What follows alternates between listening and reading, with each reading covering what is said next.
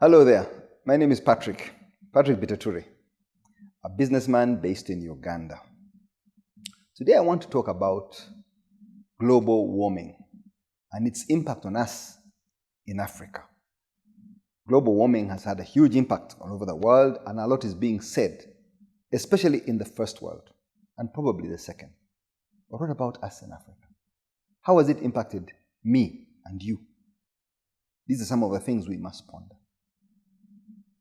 It's at a time when we're just coming out of or getting used to living with the COVID pandemic. And I'm not going to talk about the COVID pandemic today, but to see how global warming has impacted us. Now, most of Africa is hardly industrialized. We have a few bits of industrialization, the northern tips of Africa, under the southern ends of Africa, but largely in the middle, there's hardly any industrialization. There's hardly any carbon emission. But we are paying the price. We are feeling the brunt of the countries that have industrialized, emitted so much carbon, and yet we are the lungs of the world. When I say the lungs of the world, of Mother Earth, this planet, the left lung is in Brazil, and the right lung is in Congo, the DRC. These are the two big forests that give oxygen back to the world and absorb all this carbon dioxide.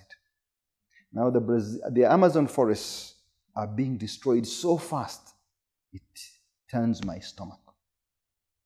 Congo, we've had a few fires in Congo. Not as bad as what's happening in Brazil, because people are not planting sugar and doing large-scale commercial farming like they're doing in Brazil. But still, we are degrading that forest and at an unacceptably high rate. And that's just not acceptable. So what have we got to do? We have got to look after these two lungs and keep this balance, a sense of balance. Because the Western world especially has gone so far, advanced so much at the expense of Mother Nature. The coal they have burnt, the global warming they have caused, they are beginning to feel the consequences because of the fires that are raging. From California to Spain, the volcanic eruptions that are happening there, to Germany, where the floods, they've never had floods like they've had this year. Down to Australia, to Japan, the hurricanes, the fires, the tornadoes, all these are consequences of global warming in the upper world. We're having flooding in Uganda, in Mozambique, in Tanzania. Some of these things, Mother Nature was always balanced. We just had enough rain to sustain our people. But now we are feeling it. This week, we have the United Nations Global General Assembly in New York. And the First World has promised to double the amount of money that they are going to give to the developing world to deal with global warming. But is that enough? We have got to do a lot more, me and you. We have to be more careful, more alert with what we do to change our thinking and to change our behavior. These single-use plastic bags have got to stop. We're not going to wait for the country to legislate against it.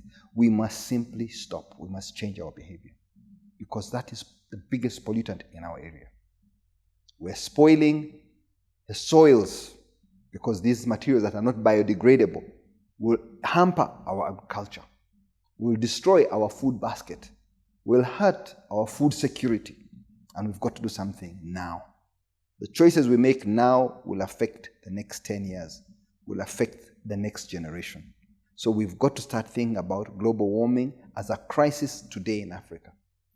The rains we had yesterday, flash floods, hailstorm, storms that have flooded areas like Boise, where the floods just did not drain away. We couldn't drain away that water. So much rain in such a short while. This is not something that is natural to our area. We are right at the equator with a high altitude. We've always enjoyed the most beautiful climate in the world. But we've got to change our behavior if we're going to keep this and preserve this. So let's be aware about what's happening. Let's demand for accountability, especially from the more industrialized countries. Let them be responsible and contribute to what we are doing. Now, we are not going to go backwards to eating fruits, mangoes and avocados and raw bananas because we have learned how to cook food. Now we need energy to cook our food. Otherwise, we're going to continue cutting down these forests. because the biggest source of energy for cooking in Africa today is firewood. So we cut the trees because we don't have an alternative. In the first world, there's an alternative. There's plenty of gas, there's electricity. There are alternative forms of energy for cooking. Here, that's our biggest problem. We're not talking about energy for flying or energy for washing machines. We're talking about the most basic energy for cooking. The first world must find solutions and help us access these solutions in an affordable manner so that it is sustainable. That is my message to you. We all have got a role to play with global warming. I thank you.